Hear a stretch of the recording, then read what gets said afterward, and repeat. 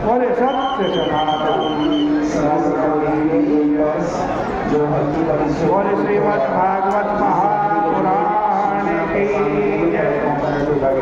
पतित पावनी कलिमल हरणी मोक्षदायी मंगल कारण माँ गंगा मैया का ये पवित्रतम तीर्थ हर की पौड़ी ब्रह्मकुंड है।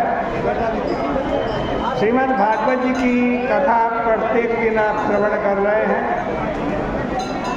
श्रीमद् भागवत जी के दशम स्कंद का 61वां अध्याय आज प्रारंभ कर रहे हैं।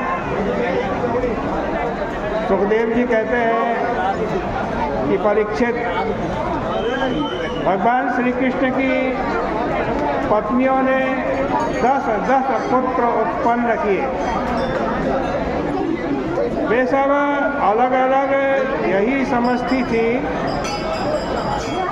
कि श्री कृष्ण मेरे घर में ही रहते हैं, मुझसे ही सर्वाधिक प्यार करते हैं, क्योंकि वे श्री कृष्ण के तत्व को नहीं जानते।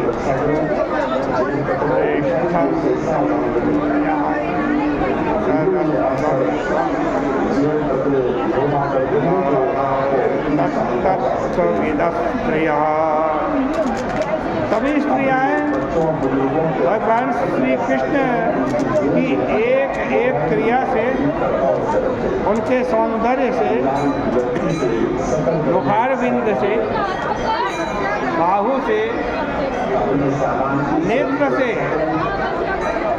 प्रेम, हास, रस, इच्छित, बल्ब जल्प से मोहित हो गई। परंतु स्वयं उनको अपने विभ्रम से वश में नहीं कर सकी। विभ्रम कहते हैं हाव भाव चेष्टा को, अपने हाव भाव चेष्टा से वो भगवान को मोहित नहीं कर पाई। उनको किसी भी हाव भाव या चेष्टा से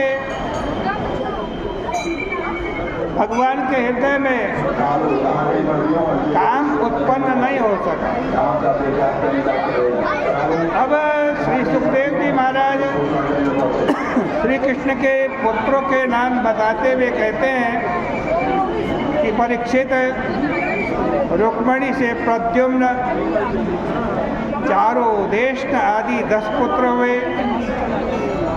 सत्यभामा से भानु, सुभानु आदि 10 पुत्र थे। जाम्बती से सांब, सुमित्र आदि 10 पुत्र थे। सत्या के वीर, चंद्र आदि 10 पुत्र थे। कालिंदी से श्रुत, कवि आदि 10 पुत्र थे। लक्ष्मणा से घोष, धात्रवान आदि 10 पुत्र थे। नृत्यवृंदा से वृक, हर्ष आदि 10 पुत्र थे। भद्रा से संग्रामजित आदि 10 पुत्र थे। इन 8 पटिरानियों के अतिरिक्त जो 16,000 पत्नियां थीं, उनमें रोहिणी मुख्य थी और उनसे भी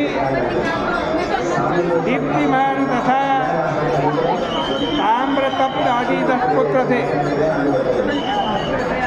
रुक्मिणी पुत्र प्रद्युम्न की पत्नी रुक्मवती से, जो रुक्मी की कन्या थी, अनिरुद्ध हुए। रुक्मिणी के भाई रुक्मी ने पहले तो अपने बहनोई श्री कृष्ण से झगड़ा कर लिया था, परंतु बाद में उसने अपने भांजे प्रद्युम्न को बुलाकर उससे अपनी कन्या का विवाह कर लिया, जिससे कि परस्पर प्रेम हो जाए। प्रद्युम्न बड़े सुंदर थे, इसलिए रुक्मवती भी चाहती थी कि उनका विवाह प्रद्युम्न से हो। रुक्मी ने इसमें बाधा नहीं डाली। स्वयंवर का आयोजन किया गया और उसमें प्रद्युम्न ने रुक्मवती का हरण किया। रुक्मी ने उनको उनके घर भेज दिया। प्रद्युम्न की बहन चारुमती का विवाह कृतवर्मा के पुत्र बलि से हो गया, किंतु संबंधी बनाने पर भी रुक्मी का मन श्री कृष्ण की ओर से साफ नहीं हुआ था, अभी भी बैर बना हुआ था।